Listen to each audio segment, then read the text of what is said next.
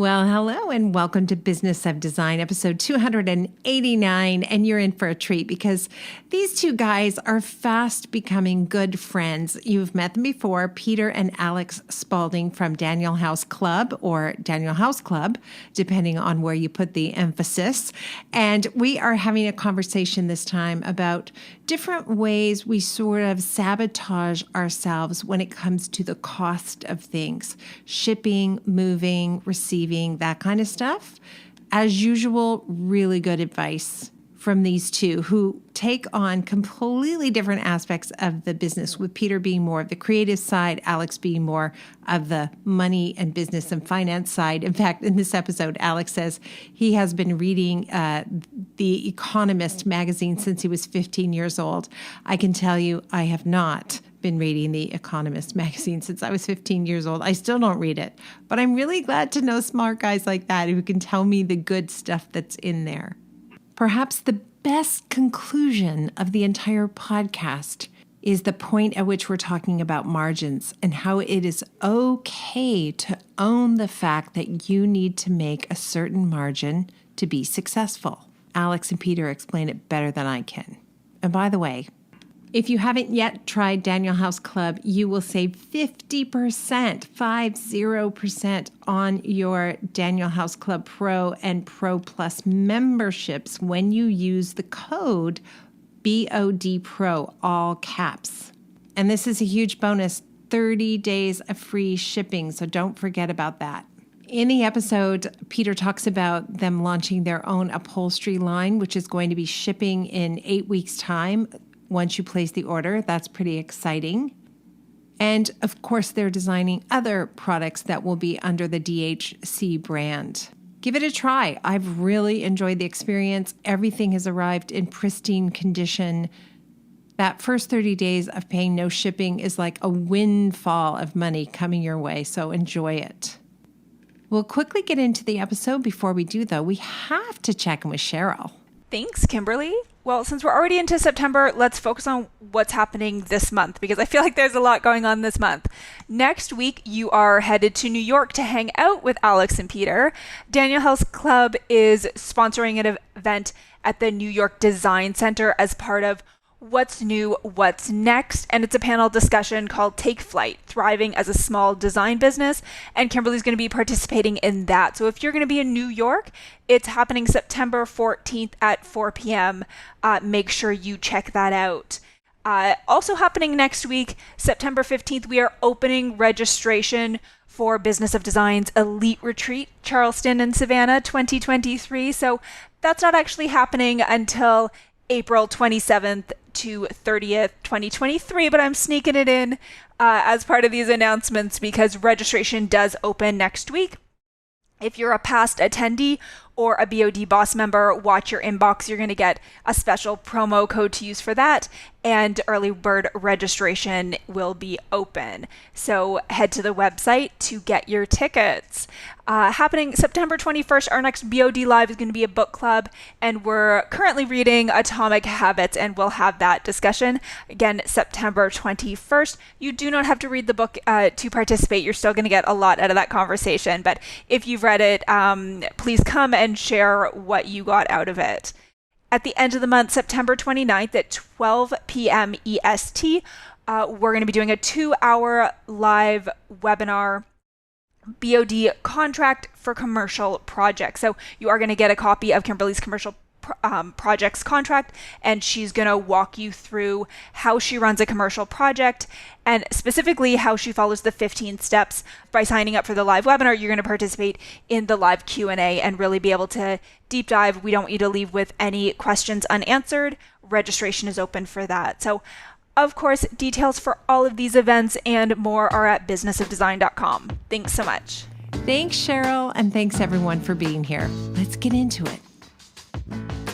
Welcome to the Business of Design podcast with Kimberley Seldon. Business of Design is the world's best business training for interior design professionals like you. We have the systems, strategies, and protocols you need to consistently satisfy clients, increase profitability, and run your projects like a boss. Unlike traditional coaching, BOD is a fast track to immediate results. Don't try to do this alone. Join today and you'll have access to hundreds of targeted training modules, plus member perks like BOD Live events, member-only podcasts, preferred pricing, and the support of an engaged community of peers. We all know design matters. At Business of Design, we think designers matter too. Hey, welcome back. Nice to see you guys. Alex and Peter from Daniel House Club. How's it going? It's going very well. It's a beautiful sunny day in Portland and finally not incredibly hot.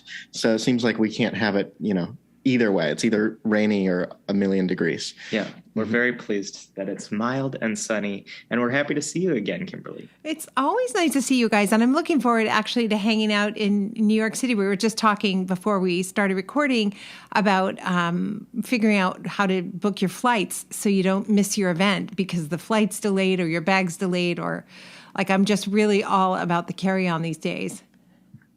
That does save quite a lot of time. I just had to wait for my carry-on for like 45 minutes a couple days ago. Your carry-on? Or wait a minute, your check bag? Sorry, no, I said carry-on. My check bag, yeah. I had to wait for my carry-on because I was stoned and I didn't know where I was. That would be a shock. No, that would be a shock. I went to college in New York City, and I used to go, when I'd come home for Thanksgiving, I would go to the airport several hours before my flight with just a carry-on bag to see if I could get on the flight before. And it almost always worked.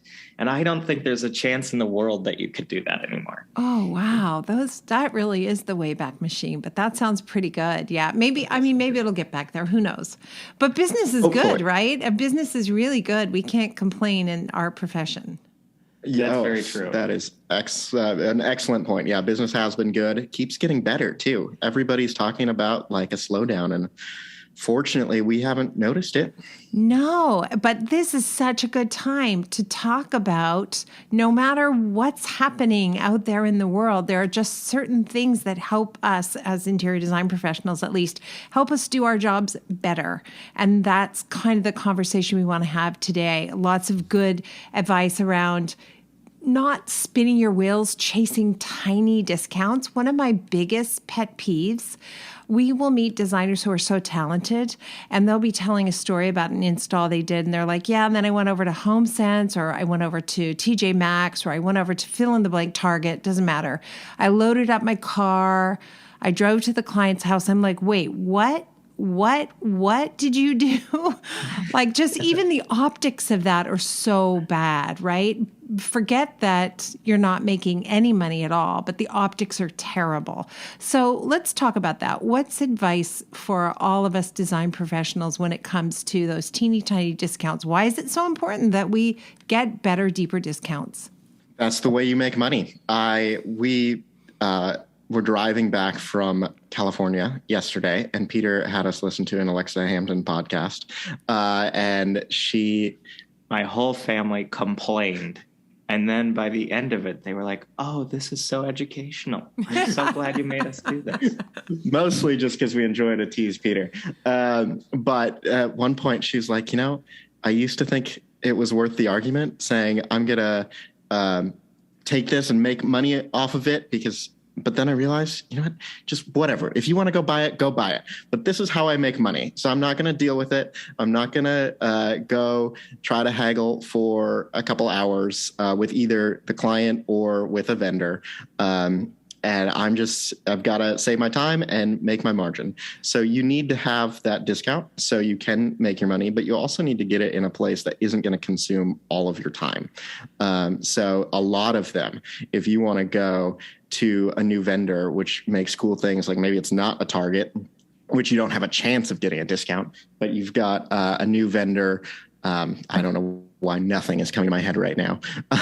But it takes a week to set up an account, and that is it's tiring, but it also means your project's going to slow down. Your client's going to ask you about something. You're like, let me get back to you on the price. This used to happen to us all the time. Then we'd email a rep, and we'd email the rep again and again and again. And like a week or two later, we'd finally have a price, but we still wouldn't have an account. And it's draining. It doesn't look good to your client. It's not a whole lot better than going and shopping at Target, although you get a lot cooler things. but it still means you're not going to make a whole lot of money. And you need that price level in order to sustain your business, because you're not just doing this for fun. Although I realize a lot of designers do get into it because they like what they do. They really are into making spaces look good, but that's not going to keep the lights on. That's not going to keep you fed. And eventually you need to say, this is how I make money. And Siri also would like me to say that again. Say it again. I love it. Well, if Siri That is didn't jump perfect. in, I would jump in and I would say, well, I think it's really amazing that Alexa says she's willing to state, I need to make my margin, because so many of us are apologetic about the fact. And I say us because I used to be, but I'm not anymore. But so many are apologetic about the fact that they're going to earn money off the products a client is going to buy. Why? Tell us why that's such outdated thinking. Well, I think Peter would be great at answering this, although the dog just started whining. So I have an idea. Tell Siri to watch the dog. Yeah, that would be great. Hey, would be a Siri, great can I dog get your watcher. Siri talking? Hey, Siri. Let's see. No. I think I muted her finally. So I'm so sorry. We have a dog who has not totally adjusted to everybody going back to work. So he likes to be held at every moment. Oh my gosh. My daughter has 2 dogs like that, and she's in for a big shock because she's going to be going back to an office pretty soon. yes, it can be a struggle for them, especially the lap dogs. Would you repeat your question? I'm sorry. I said, why is it such outdated thinking for designers to protect and not be really clear and upfront about the fact they make money off procurement? Because it still feels like so many people are apologetic about that, or, embarrassed in some way and have to minimize it. I mean, I think that partially because it's sort of a rarefied service that we provide, there's this feeling that it's going to be gauche to talk about money, or that sort of conversation for a more private moment, which you're never going to find. It has to be a part of your conversation right away. And part of what I liked about what Alexa said was she was talking about how the business had changed pre and post the last financial crash, and how after 2008, and I think as things became more available online, clients just got so fixated on the number associated with a specific item. And her point was, I don't care how you want to pay for it, as long as I'm making 30% on this project, or 40%, or whatever it is that she determined. So I think it's just that we want to present as super polished, and we don't want to really get into the dirty sort of emotional stuff. I mean, people behave oddly when you start talking about money, even people with plenty of it, I think. So it can be very scary. I think often the client will follow our lead, though, if we're just matter of fact, like, yes, I do need to make a 30% margin at the end of the day, or whatever that margin is. If we're matter of fact about that, especially clients who run a business completely understand. I think they follow our lead. And so if we're acting vague or apologetic or evasive about money, the client's picking up on something's not right here, and we sort of shoot ourselves right in the foot. So I know you would say just be transparent with clients. The other thing, I think, like, even in just normal management, this is important, but going in with a client, that conversation's fairly easy to have if you have it at the very beginning. Yes. And having it later is really challenging. It's like expectations have already been set. You're kind of changing them. But if you go in and say, this is how I make my money, and just move on from it, don't even leave space for a question, it's not very hard to say. It's not very scary. And people usually are just like, okay. Yeah, I found putting it in my contract and just reading it to the clients back in the day when I was afraid. I just read it and I read it and I read it and I read it. And finally, after I don't know how many times that I read it and the clients didn't push back, I thought, well, this is fine now. I'm okay. I can do this, right? Paper courage. Yeah. We're lucky in that we did not start our business in the era of not being transparent. So we never really had that awkward, like, oh, I'm uncomfortable telling my client that I'm charging. Whereas I think it used to be common to sort of bury your cost in your fee and not really break it out in a really clear, concise. That being said, so we don't have that a whole lot. We did have, and we continue to have, even with Daniel House Club, this people don't really want to pay a whole lot for an item. So they might be very happy. It's like, okay, just increase your fee, which I always think is funny. It's like, it's effectively the same price. It does make it more complicated. And we usually were like, no, but because then we've got to make new billing systems and structures. But still, like with shipping, we have quite a few people say, oh, can I just pay you a bigger monthly fee and not have shipping? And unfortunately, right now we say no, because that's really complicated. But wait, I have a question. So those designers who say, let me pay you a bigger monthly fee so I don't have to pay shipping, they're just then going to eat the cost of shipping? They're happy to pay the cost of shipping. I don't want to see the cost of shipping. Largely, it's a weird kind of psychological. But that goes back. They can't be billing shipping to clients then, right? I think they're that just is eating the case. shipping. So we get our hands on a lot of profit and loss statements now with the people that we work with, the Business of Design, and we'll say, "Man, you're bringing in a lot of money at the end of the year. Where's the profit?" And a huge category is shipping, moving, delivery, couriers. People are like, nah, don't worry about it. Our shipping, delivery, courier fees have gone up 400% this past year, 400% overall. That is actually, perfect example. Like even we kind of struggle with this, billing our designers shipping. Partly we want it to be super easy. Our idea from Peter has always been a designer client of ours should be able to be on the job site and figure out the price of something by looking it up and just being able to do the mental math on shipping. That's why we started with a 10% fee. It could be flat, it could be easy. Now, 10% today is really low. And we, in the first half of the year, subsidized, I think, $300,000 in shipping. And we realized, we can't do this. We were losing money for a while on many sales. So we increased it to 15%. We tried to stay as low as we possibly could, but also wanted it to be really easy. But yeah, you do have to charge. It's like you effectively are just giving people away your time and your things if you're not billing from them for shipping. Especially if you're not selling at retail, so you can't absorb that margin. Yeah, why absorb any margin? I think raise your rate and bill your clients for shipping. And we just bill it straight. We don't put any margin or markup on shipping. And that way when the client goes, oh my gosh, this is insane. Wait, here's the bill. Here's the bill from the shipper. If you want to drive to, Idaho and pick it up yourself, great. Otherwise, that's what it costs to get it here. So... Perfect. You may push back at this. Maybe I should get some advice from you. I don't know. For the last several projects we've done, we've just had a line item at the bottom that says shipping for this project, and it's been quite large. But I find, maybe partially because of where we are located in the country, that sometimes if the shipping is so big, it means I'm not going to get that piece in my project. If I put under the, if I put the shipping and it's almost the same price as the item, whereas if I go and lump it in the bottom of this fee for shipping for the whole project, then my client's not necessarily associating the shipping with that particular item. So it makes it easier for them to make a decision. Yeah, I don't object to that, provided you're covering yourself at every possible avenue. But in our company, we're dealing not only with shipping, we're dealing with shipping duties, we're dealing with customs broker fees, and then we have movers independent of all of that. Because once I ship the bar stools I ordered from Daniel House, which by the way look really good, we haven't installed the project yet, but we opened the boxes when these particular stools arrive. They look great.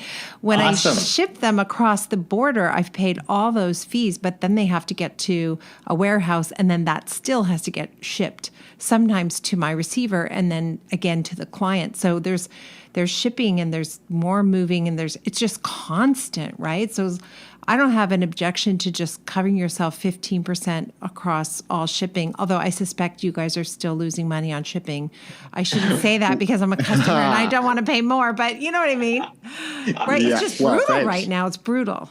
It is very brutal. difficult. And I will say we've been able to, with a 15%, often break even. So it's kind of amortized across every type of product. Well, and since we spoke to you last, we introduced a few different types of shipping options. So I said, Alex, you need to say what they are because I'll, not make any sense when I explain them to you. Well, I mean, we just have curbside, which we've always had, which is the standard 15%. Then we have expedited, so you can get it a little bit faster. I always want to be very clear. That means faster once it leaves the warehouse. Right. Not, we can't necessarily make the piece of furniture faster or have the company make it faster. And then we've got room of choice. So it'll actually be put in your place, in your client's place, and the packaging will be taken away, but not assembled, and white glove. So that's put where it's going to go, assembled, and package removal. So I bring that up because those are over the 15%. So, Yeah. and we have a decent number of customers choose that option. So it helps us. And I would bit. actually say that for designers, we have almost every time we have somebody go for white glove, which can be a good chunk of money, especially on a $20,000 order. We're told that their client just doesn't want to deal with anything and they're okay with that extra price. And so I think that's another reason to be confident. It's like the client's actually asking in those cases to spend more money. Like, this is a luxury service. Be okay, be confident. That's what they're getting into. Absolutely. And then because it's going to be extra, if you give your clients a flat fee of 15%, you may have shot yourself in the foot because now you need extra money. I would also say if you're doing mid to high end clients, there's no such thing as curbside delivery. What is that? Right? We ordered some pieces from First Dibs. I mean, we're talking like a $30,000 chest of drawers, and they're going to drop it at the curb. Are you kidding? And then what? I'm like going to show up with my design team and we're going to lug it into the hat. Like, that's insane. That just can't happen. We had that happen when we were brand new, and I didn't know I'd never received commercial orders before, and that's just the way it got left, and nobody told me. And I was like, Peter and I scrambled because it was on a busy street in the city. We're like, we've got to get this off so nobody steals it, and then away so the city doesn't fine us for having a pallet. But because of that, we leave the curbside because you're right, you can't just do that in a city. But we're very upfront. But a lot of our designers, and I would really recommend this, do have them shipped to warehouses. Up front. Excellent for your system and excellent for your clients if you're able to do that. Yeah. But then the curbside is the cheapest in that case. But is shipping it to my mover receiver, is that considered curbside, or that's one step up, but it's not white glove? That is considered curbside. Oh, it is. Okay. All right. So yeah, that's what I should have done. With First Dibs, they didn't make it very clear. None of the orders, and of course we made them in a flurry, none of them made it clear that it was curbside. Had we had a clear indication, we could have picked white glove. Of course, you pick that when you're buying expensive things. But even non-expensive things, like you said, you don't want it disappearing. Anyway, I don't live... In what world do you deliver anything to clients curbside? I don't understand that. I would not recommend it to the client. No, It's never. hard to understand. Unless it's a light or a carpet or something that can just easily be thrown in the door. But No, still. but then you're very asking your industrial. client what? Hey, do you mind going outside and picking up this huge box of a light fixture and opening it and making sure it's not damaged? And by the way, there's going to be styrofoam chips all over your living room when you do it. It just, no. Good point. No. That's All true. right. Yeah, I use a receiver whenever possible. That was revolutionary when we started doing that in a design firm. Yeah. Okay. Us too. One of you said that being an interior design professional is like being a travel guide. Who said it, and what does that mean? That's me. I think that it's really goes back to setting expectations really well. I mean, I used to just come in and think my job is to make this totally perfect and beautiful, which it is. But I think that you want to be a companion to your client and you want to come alongside them. And if you're, I don't know, on a trip to Morocco, which Alex has been to and I never have. So you want to be really comfortable. You're in a foreign land. You want somebody who knows where you are to take you by the hand and say, this is going to be okay, and we're going to have a wonderful time together.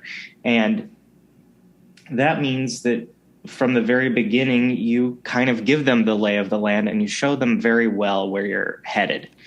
And so I've started just to think about every project like that. And it gives me the confidence to talk really well about what I know about, because it reminds me that my client doesn't know what I know. And I need to set the parameters for them and keep them on the road. So you're telling them this is what's going to happen. This is when you can expect it. If this happens, don't be surprised. It happens all the time. Let us handle it, et cetera. Just kind of preparing them for what's coming up. Yeah. And actually, I'm finally getting to the age where I'm working for friends sometimes. And I don't know, it's fun. It's a little bit different experience, but it helps me realize, this can be a relationship like any other. And I can say, here's what we're going to watch out for, and here's how we're going to make this wonderful together. I think that we often think of the relationship as very one-dimensional, but it doesn't have to be that way, I don't think. No, I don't think it does at all. I think the other times, like when I'm most impressed with Peter and in front of clients, it was really helpful, is like talking to a contractor or a subcontractor, like a plumber. It's like knows the in and outs of what's going to happen here. Obviously not enough to do the plumbing, but able to speak that language, and a client can see it. And it's almost like you're in a travel guide in a different country who's suddenly speaking French, and you're like, oh, that's impressive. And just being really confident about that, doing it in front of a client, I think inspires a lot of trust. I love your relationship, the two of you, that you have. You obviously have a great deal of respect for each other, and you bring different things to the table, and that's probably why it's going so well at DHC. And I'm glad it's going so well. And tell us what's new. What's new at Daniel House Club? There's so much, and I think Peter's very excited to tell you about all the furniture he's been designing. Yeah, well, lots and lots of stuff is new, and we're adding new vendors all the time. And I'm happy to say that people are shopping regularly, and we have great rate of repeat purchasing happening on our site. Which is this, not only for business reasons are we excited about repeat purchase, but for trust. Like, we're glad that we've actually been able to make relationships with people, because that's one of our biggest things, is you've got to trust the people you work with, because that's going to make you a better designer. It's going to make you better at whatever you do, and you don't have to deal with all the junk that comes up in your life, because you're like, oh, I've got great people, and we want to be great people. Yeah, and we talk all the time about having an A team, and that means my contractor, my plumber, my tiler, my electrician, but it also means my suppliers, right? If I give enough of my business, if I concentrate enough business with key suppliers, then I'm important to them, and they go out of their way to make sure that my projects get fulfilled, and that when something goes wrong, I'm taken care of quickly. It's really become clear to me during this busy spurt of growth, in our industry, that the relationships I've made with my vendors have saved me. I've gotten definitely preferential treatment to people they don't know as well. Yes, I mean, it is. It really makes you look amazing when you have a team that is there for you, and I think your client presumes maybe nobody else are they there for. Right, only me. Yep. Yeah. So that's wonderful, and we have been so excited that we have been able to be that for a number of our clients. So, but. We are putting out a few exclusive Daniel House pieces, not because we thought it would be fun to do some furniture, more because we now have pretty good data on what types of things people buy, at what price point, and what we get inquiries for all the time that sometimes we're not able to find for people. So, we're putting out a couple of wooden frame chairs, a couple of swivel chairs, a little, we've been calling it in our office a suspended chair, but it's a seat where, it's an upholstered chair where the seat is suspended off the arm. So there's nothing underneath. And all of this is kind of scaled at a size where it's not a teeny tiny piece of furniture that people won't feel comfortable in, but it is of a scale that you can easily drop it into a floor plan without feeling like, oh my gosh, everything's going to be squished. So that's sort of the impetus for these pieces. We're also we get asked all the time for a big ottoman, square or round. People seem to be using those a lot instead of coffee tables. So we're doing a pill-shaped ottoman that comes in a couple of different diameters. It'll be upholstered to the floor, and you'll be able to specify the length. I don't remember what our max length is right now, but you can also specify that you want it as a round instead of a pill shape. And it's all going to be made in the United States and ready to ship in 8 weeks. And then we have a few pieces that are going to be part of a quick ship program. They'll be similar, but they're going to be made in North Carolina, and they'll ship in 3 weeks. And everything's available in COM. And then the 8-week pieces have 5 different fabrics, and the quick ship pieces just come as they are. Or you can do the COM. This is very exciting. I'm not looking for an upholstered ottoman, but I do need a coffee table for a project in California. So I'm going to go online and see what you have cooking. I find so many that I like, but they're never quite the right size. So if I'm in Toronto, I have somebody who makes everything. It's not a problem. But in LA, I just don't have that go-to yet. Yeah, it's funny how specific the coffee table dimension seems to be for each project. It's never quite the same, and it always presents a trick. I find there's so many small ones, but not really enough gigantic ones. Yeah. That's true. They do get huge, but yes, there aren't a whole lot of those. And dining room tables. There's so many fussy ones, and then there's the country ones. But just finding a cool modern dining table. Anyway, that's another one I think is hard. Well, you've given us some inspiration for what our next I'm sending you categories pictures. will need to be. I'm sending you pictures. Yes, please do. That would be perfect. And also, I was going to say as an interlude of an example of what not to do, but we did when we were a new design firm is. Yeah, it is hard to find those simple dining tables. We're actually right now on a CB2 table that was burled wood, and it only cost $500. So we bought all of the rest of their stock because I think they had already had it for 3 years. So there are only like 5 left in stock. But because it was really great and it fit that need, and we couldn't find anything else that did it under $5,000. So, well, and the problem was that everybody who came into our office loved them so much. They're really kind of a distinct looking Parsons table, and they wanted it made for themselves, and I could find somebody to make it for $10,000, which felt, just somehow like I was cheating people, given the one that I'm sitting on is $500. But we had one customer go all the way through with it. So, which we should make something similar. Yeah. Obviously, I think that's exactly the kind of coffee table we need, because there's a big box store that's wonderful whose initials are RH, and I always just feel like I can't really shop there. Yes, I think they do a great job of knowing what we want, but I don't want everybody who comes into my projects to go, oh, look, your client was at the mall and went to Restoration Hardware. Exactly. No, that doesn't feel good. Sorry, I stepped away for a moment. Did you mention some of our new vendors coming on? No. Who are you most excited? We're adding a lot of vendors, but there are 3 that I'm emphasizing or elongating that because there's always a little hiccup with images. Hopefully we get them all before our event, but we should be adding Eichholtz, Cyan, and Theodore Alexander by the middle of next month, which should add some great ottoman options. And Theodore Alexander has some cool dining tables. Yeah. Especially, I love their fan one that opens out and spreads out as a round table. It is very cool. But then we do have about 15 others in our backlog that will be on by the end of the year. But I can't share them all because they're partway through. And we are working this fall, it's expanding the amount of textiles and wallpaper we offer, because right now we offer pretty much everything that Kravit offers. And it's nice that we offer it because you can buy it all in one place. Do you have Cole & Son? We do. Yes, we have Cole & Son. Yep.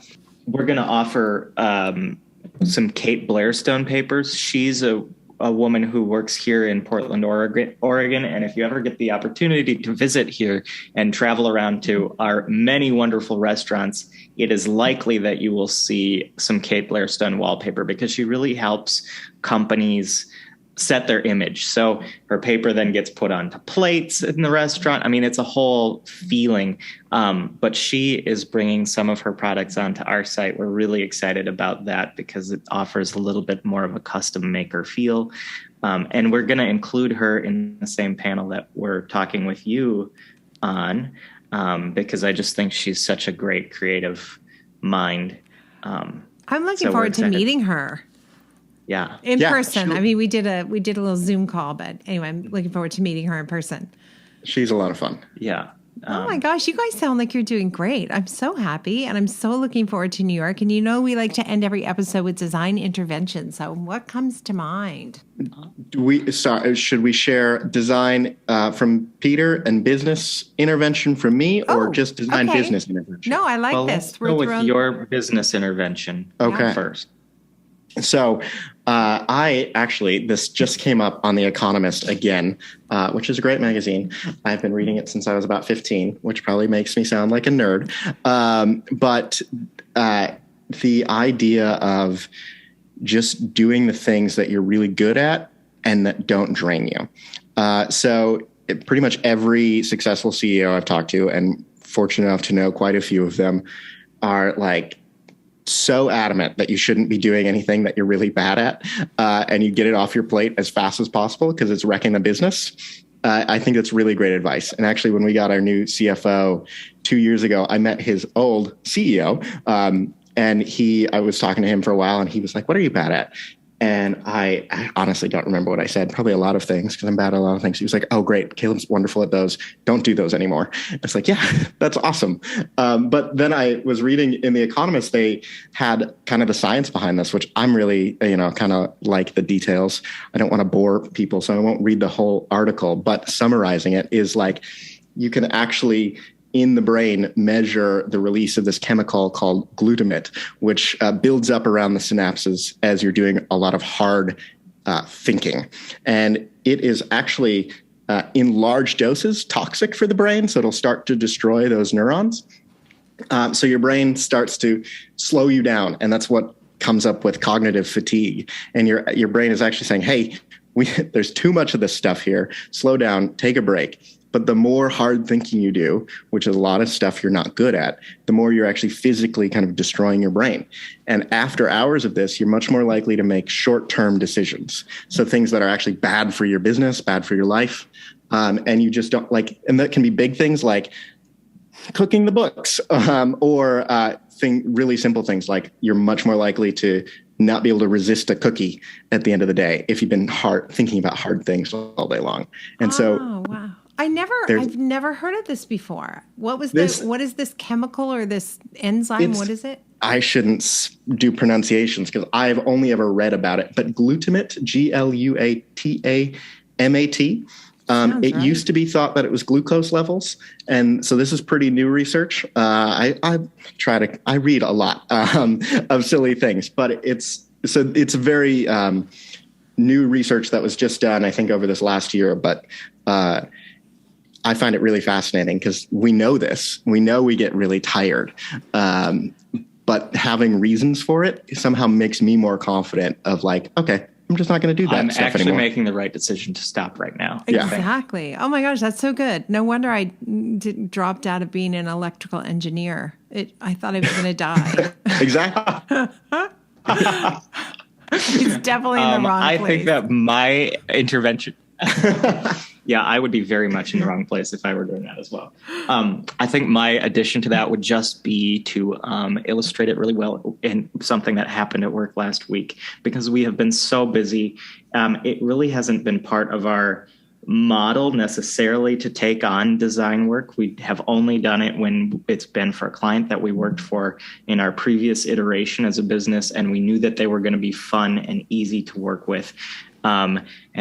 So we took on just a little teeny project, and it went very, very smoothly. And then last week, our CFO called me and he was like, Peter, there's a problem. And I was like, no, there can't be any problem. It was perfect. Everything went so well. And he was like, yes, but you didn't bill her for like $8,000 of her project. And it was a little teeny project.